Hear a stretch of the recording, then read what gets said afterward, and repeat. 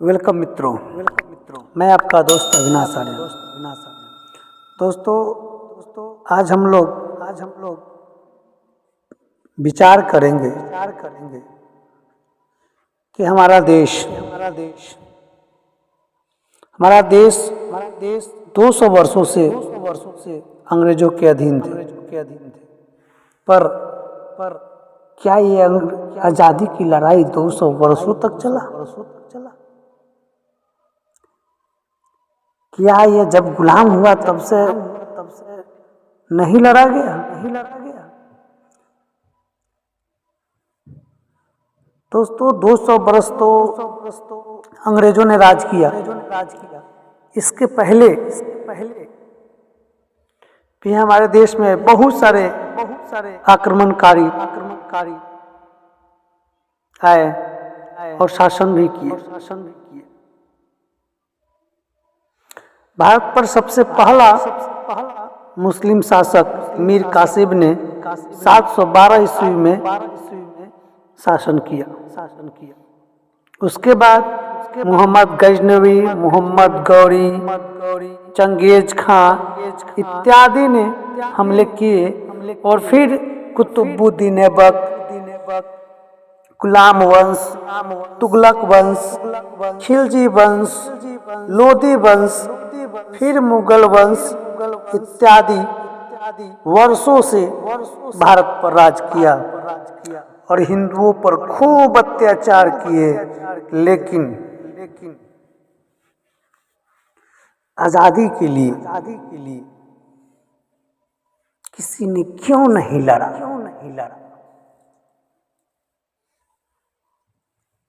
ये राज करते रहे और इन लोगों के विरोध किसी ने क्यों नहीं आवाज उठाया? इन लोगों को क्यों नहीं भगाया? तो यहाँ पे कुछ लोगों का सवाल जरूर होगा कि उस समय हमारा भारत छोटे छोटे राज्यों में बटा हुआ था। छोटे छोटे प्रांतों के अलग अलग शासक थे, परंतु सभी तो हिंदू थे, सभी तो भारतीय थे। तो फिर क्यों नहीं लड़ा गया? फिर क्यों नहीं आजादी के लिए उसी समय से लड़ा गया? फिर ये एक पर एक शासक आते गए, आक्रमणकारी आते गए। खैर छोड़िए वो, जब पूरा अंग्रेज पूरे भारत को एक कर लिया तब तो सभी भारतीयों की आंख खुल गई होगी। फिर भी ये 200 वर्षों तक गुलाम क्यों रहे? ये लास्ट में ही जाके गांधी, नेहरू, सुभाष चंद्र बोस, बापू इन्हीं लोगों की आंखें क्यों खुली? दोस्तों मैं जहां तक अनुभव करता हूं कि समाज में कोई भी नई पहल उच्च वर्गीय लोग, समझदार और विकसित समाज के लोग, बुद्धिजीवी लोग ही पहल करते हैं। और सब दिन जो बुद्धिजीवी और उच्च वर्गीय लोग थे उन्होंने समाज के निम्न वर्गों को जैसे कहा सभी ने वैसा ही किया। जिस तरह से समझाया वैसे ही समझा, क्योंकि निम्न वर्गीय लोगों के पास उतनी समझ ही नहीं थी कि हमारी भलाई कब है और हमारी भलाई क्या है। इन्हीं सबों के बीच दोस्तों हम और आप विचार करें कि इतनी लंबी शासन के बाद लास्ट में जाके सभी ब्राह्मण नेताओं, ने क्यों अचानक अंग्रेजों का विरोध करना शुरू कर दिया। सभी के सभी अंग्रेजों का विरोध करना शुरू क्यों कर दिया लास्ट में, अंत में? क्या आप जानना चाहते हैं? क्यों आजादी के बिगुल जोर पकड़ लिया? क्यों ये पहले से नहीं चला? ये 200 वर्षों में शुरुआत से ये बिगुल क्यों नहीं फूका गया? ये लास्ट में ही बिगुल क्यों फुकाया? तो दोस्तों, सच्चाई यही है जो मैं अब बताने जा रहा हूँ, और ध्यान से सुने इस बात को।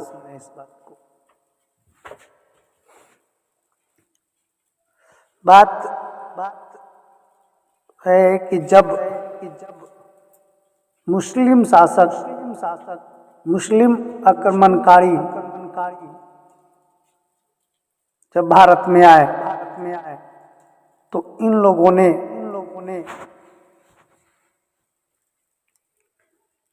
ब्राह्मण की सत्ता को नहीं छेड़ा, ब्राह्मण के नीतियों से छेड़छाड़ नहीं की, बशर्ते ब्राह्मणों से समझौता कर भारत पर शासन की, उच्च वर्गीय लोगों से समझौता कर भारत में शासन किया।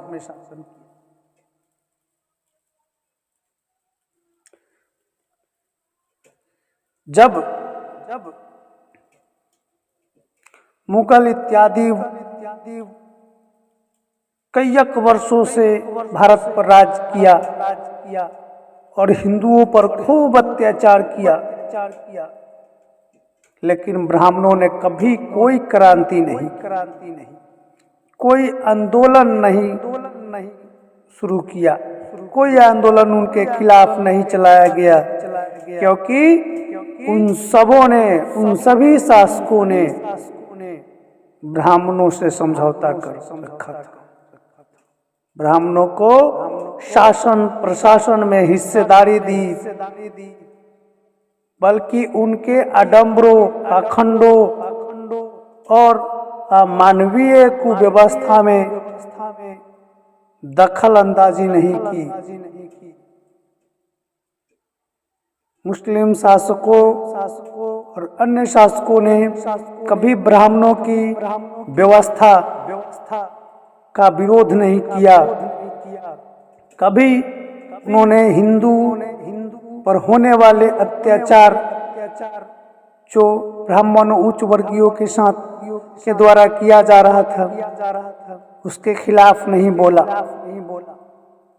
और इसी का फायदा मुसलमानों ने उठा लिया, इसी का फायदा मुस्लिम शासकों ने उठाया और हिंदू निम्न वर्गीय लोगों की मजबूरी हो गई कि वो मुस्लिम धर्म स्वीकार कर ले, क्योंकि इधर ब्राह्मणी व्यवस्था से क्षुब्ध होकर के अपने इज्जत प्रतिष्ठा मान सम्मान को बचाने के लिए व्याकुल निम्न वर्गीय लोग को मुस्लिम शासकों ने एक ऑफर दिया और बोला कि तुम हिंदू हो तो हिंदू में तुम ऊंच हो नीच हो छूत हो अछूत हो, तुम्हें तुम्हारे हिंदू में ही उच्च वर्गीय लोग तुम्हें छूने से कतराते हैं, तुमको मंदिर में नहीं जाने देते हैं, तुमको अपने कुआं पे पानी नहीं पीने देते हैं। परंतु हमारे मुस्लिम धर्म में देखो, एक ही मस्जिद में एक ही कतार में राजा रंक सभी एक साथ खुदा की इबादत करते हैं, सभी एक साथ नमाज पढ़ते हैं, सब केवल मुसलमान कहे जाते हैं, हमें कोई भिन्नता नहीं है। तो मुस्लिम धर्म स्वीकार करो तो फिर ये हिंदू तुम्हारे बेटी बहू की इज्जत को नहीं लूटेंगे और फिर तुम पर अत्याचार नहीं कर पाएंगे। तुम अगर मुस्लिम धर्म स्वीकार करते हो तो तुम्हारी रक्षा होगी, तुम्हारी परिवार की रक्षा होगी, तुमको मान सम्मान मिलेगा। और इन सभी इस तरह साथियों उन मुस्लिम शासकों और मुस्लिम वलंबियों के दाल गड़ गए और हमारे हिंदू भाई मुसलमान बन गए। परंतु इसका पूरा श्रेय हमारे हिंदू को ही जाता है। और देखिए यहाँ मौका का फायदा मुस्लिम शासकों ने उठाया और बहुत सारे लाखों लाख हिंदू जो निम्न वर्गीय थे, जिनको छूत अछूत बना के हमारे हिंदू भाई ही रखे हुए थे, जिसको मुस्लिमों ने धर्म परिवर्तन कराकर मुस्लिम बना दिया। क्या? तो सिर्फ यही अंतर दिखा करके कि तुम हिंदू में हो तो तुम्हें हिंदू में ऊंच नीच छोट बर रखा जा रहा है, तुम अछूत हो, और यहाँ आओगे तो सब एक साथ रहोगे, एक साथ हर त्योहार में शरीक होगे, बराबर का अधिकार मिलेगा, तुम्हारी प्रतिष्ठा बनी रहेगी।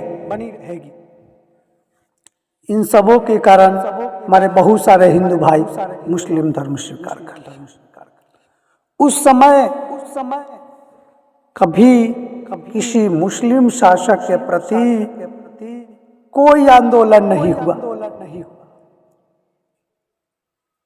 क्योंकि वह उनको अपने शासन में हिस्सेदारी दे रखा था। उनके पाखंडों पर वो कोई रोक नहीं लगाता था, सिर्फ उनको यही कहना था कि मेरे मुस्लिम बिरादरी में आप कुछ दखल अंदाजी न करो, बाकी अपने बिरादरी में जो करना है करो। लेकिन अंग्रेजों ने भी यही किया। शुरू में तो ब्राह्मणों को उनके आडंबरों में कोई छेड़छाड़ नहीं किया। शुरू में आरक्षण भी ब्राह्मणों को बहुत अधिक दिया। हर चीज में जैसे मुस्लिम शासक अधिकार देते हैं, वैसा ही अंग्रेजों ने ब्राह्मणों को हर चीज में भागीदारी दिया। लेकिन जब अंग्रेजों ने देखा कि अब हमारी पांव बहुत अच्छी तरह से पूरे भारत पर जम चुका है, तब उन्होंने धीरे धीरे ब्राह्मणों को दरकिनार करना शुरू किया। उनके पाखंडों के प्रति धीरे धीरे कानून लाना शुरू किया। उनकी कुव्यवस्था पर चोट करना शुरू किया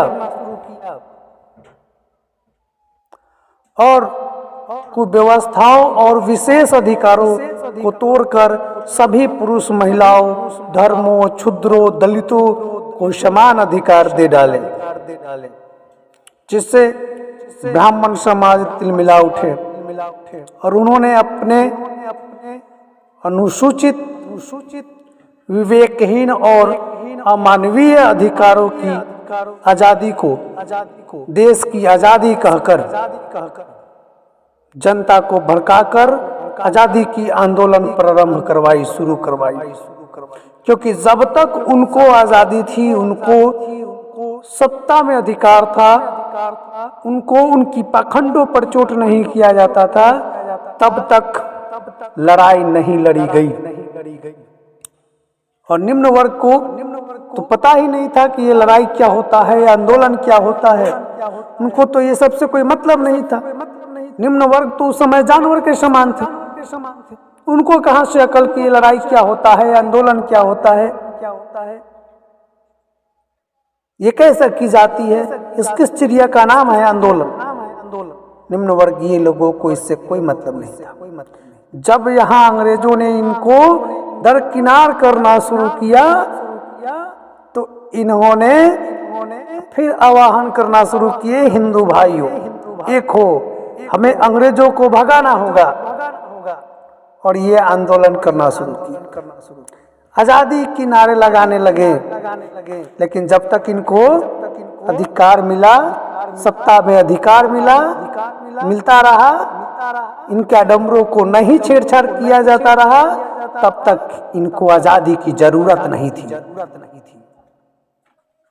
आंदोलन की कोई जरूरत नहीं थी। अंग्रेजों की खिलाफत ये खड़ा नहीं हुए। लेकिन जब इन पर पड़ी तो शुरू हो गया आंदोलन। और आंदोलन के कुछ कारण अभी मैं बताता हूं। जब ये अंग्रेज मनुस्मृति के विरोध जाने लगे तो आंदोलन की नींव पड़ी। तब क्रांति शुरू हुआ। मनुस्मृति के विरोध अंग्रेजों ने 1795 में अधिनियम 2 के द्वारा क्षुद्रों ओबीसी को भी संपत्ति रखने का कानून बना दिया, जो सवर्णों ने कभी भी क्षुद्रों को ये अधिकार नहीं दिया। क्षुद्र को, ओबीसी को, निम्न जाति को संपत्ति रखने की कोई अधिकार नहीं। और अंग्रेजों ने 1795 में अधिनियम 2 के तहत ये कानून बना दिया कि सभी संपत्ति रख सकते हैं। क्षुद्र ओबीसी सभी संपत्ति रख सकते हैं। सवर्णों को ये बात नहीं पची, हजम ही नहीं हुई और ब्राह्मणों ने विरोध करना शुरू कर दिया। इस अधिनियम से पूर्व, जब तक ये अधिनियम नहीं थे, तब तक या उससे पूर्व जाटो, अहिरो, गुज्जरों, पटेलों, कायस्थों इत्यादि क्षुद्र जातियों को भूमि का मालिकाना हक नहीं था। मनुस्मृति के विरुद्ध सन 1773 ईस्वी में ईस्ट इंडिया कंपनी ने रेगुलेटिंग एक्ट पास किया, जिसमें न्याय व्यवस्था समानता के सिद्धांत पर आधारित की गई।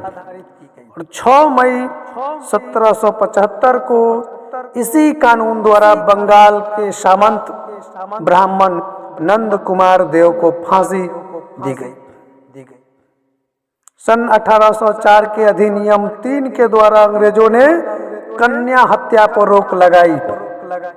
लड़कियों के पैदा होते ही तालू में अफीम चिपकाकर या मां के स्तन पर धतूरे का लेप लगाकर या गड्ढा में दूध भर करके उसमें डाल दी जाती थी और कन्याओं को डुबाकर मार दिया जाता था। मनुस्मृति के विरुद्ध सन 1813 में ब्रिटिश सरकार ने कानून बनाकर शिक्षा ग्रहण करने का अधिकार सभी जातियों, दलितों, महिलाओं और सभी धर्मों के लोगों के लिए समान कर दिया।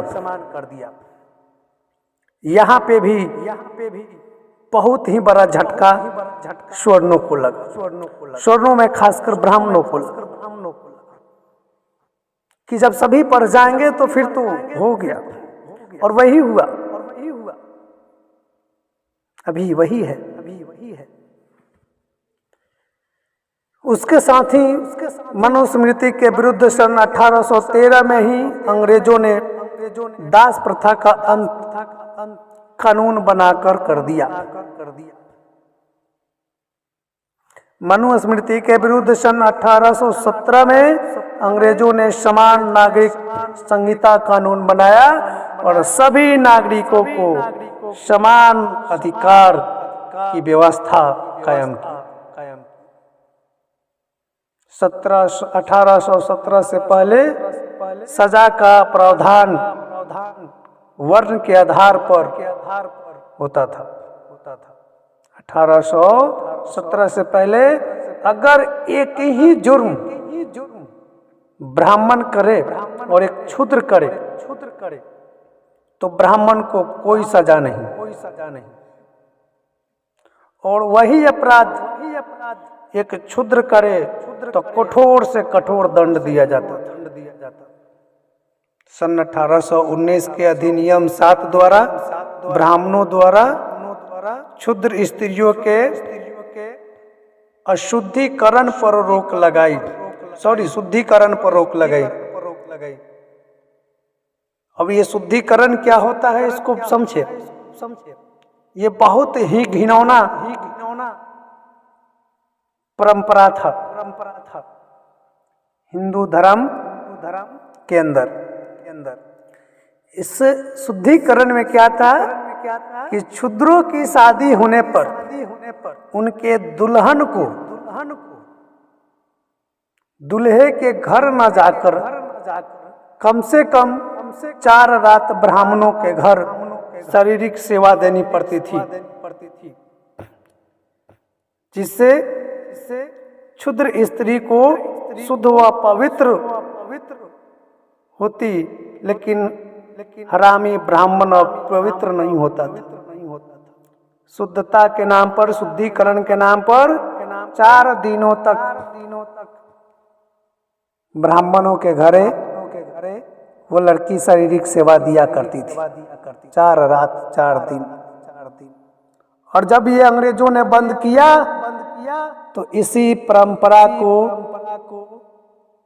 ब्राह्मणों ने चौठारी का नाम दिया। और जब क्षुद्र की कन्याएं घर पे आती है तो उसी के यादगार में आज भी क्षुद्र लोग चौठारी करते हैं। चौठारी यानी कि अपने चारों तरफ के देवताओं को पूजते हैं, बेटा के माथे के मोर ले जाकर कि लो हमारा ये इज्जत है, माथा कब मोर है। उसको याद दिलाने के लिए ब्राह्मणों ने आज भी इन लोगों पर ये चौठारी का रिवाज थोप रखा है, ताकि ये 4 दिनों के शुद्धिकरण का एहसास होते रहे। और जब क्षुद्र की औरतें, निम्न जातियों की औरतें चौठारी करती हैं तो ब्राह्मण देखकर हंसते हैं, मुस्कुराते हैं, कहते कि देख लो वो तो मजा चला गया जो शुद्धिकरण हम लोग किया करते थे। लेकिन आज भी उसका परंपरा हमने जिंदा किया है। ये देखो ये औरतें गीत गाते हुए चौठारी कर रही।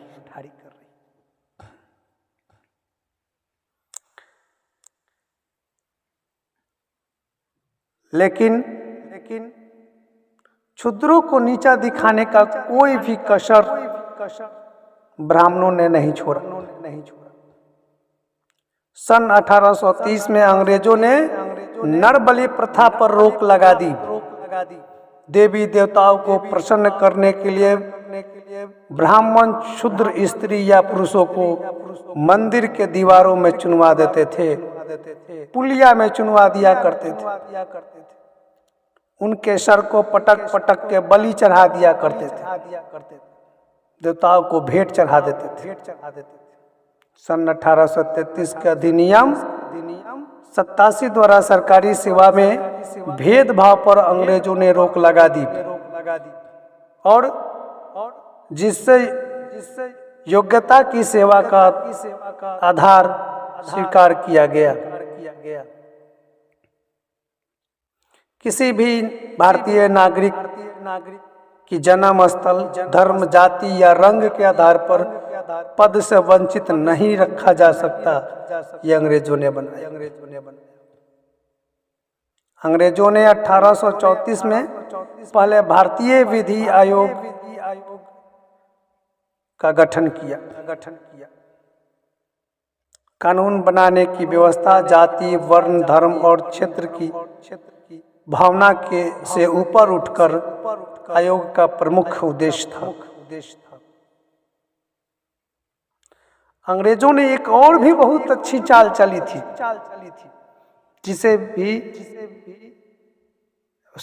ब्राह्मणों ने एक बहुत अच्छी चाल चल रखी थी, जिसको अंग्रेजों ने खत्म किया 1835 ईस्वी में। ब्राह्मणों ने ये थोप रखा था क्षुद्रों पे कि प्रथम पुत्र को गंगा में दान कर दो, गंगा मैया प्रसन्न रहेगी। जिससे क्षुद्र के घर में यदि पहला लड़का पैदा हुआ तो उसे गंगा में फेंकवा दिया जाता था। आमतौर पर पहला पुत्र हष्ट पुष्ट और स्वस्थ पैदा होता है। यह ब्राह्मणों को डर था कि अगर क्षुद्रों के बच्चे हष्ट पुष्ट और स्वस्थ पैदा हो गए तो ये बच्चा ब्राह्मणों से लड़ जाएगा। इसलिए इसे पैदा होते ही पहले गंगा में फेंकवा दिया।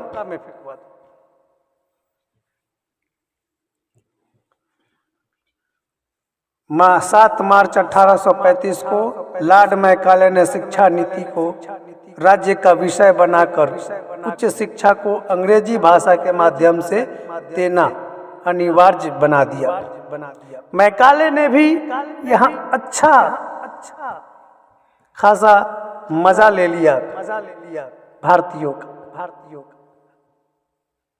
यहाँ अपनी भाषा अंग्रेजी थोप दी, एक ऐसी शिक्षा नीति दे दी जो भारतीयों को कायर और बेकार बना दिया है। आज भी वो शिक्षा नीति कायम है। आज भी हम लोग मैकाले के शिक्षा नीति को ही पढ़ रहे हैं, कोई खास बदलाव नहीं हुआ है। खैर, इस पर चर्चा कभी और करेंगे। 1835 में ही कानून बनाकर अंग्रेजों ने क्षुद्र दलितों की कुर्सी पर बैठने का अधिकार दे दिया।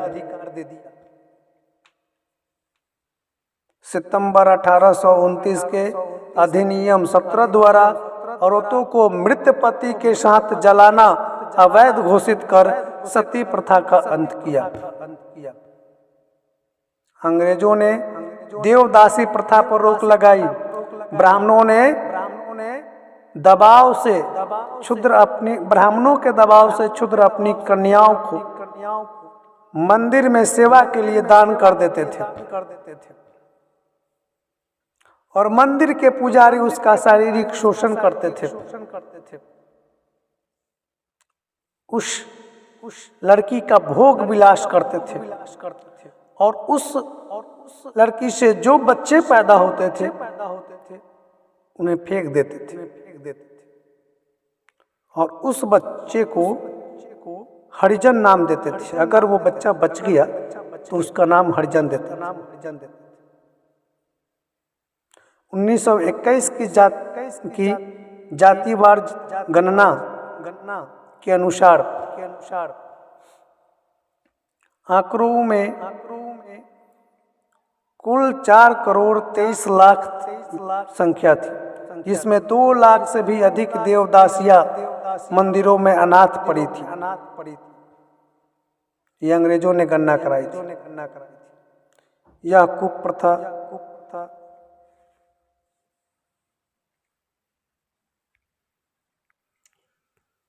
और यह प्रथा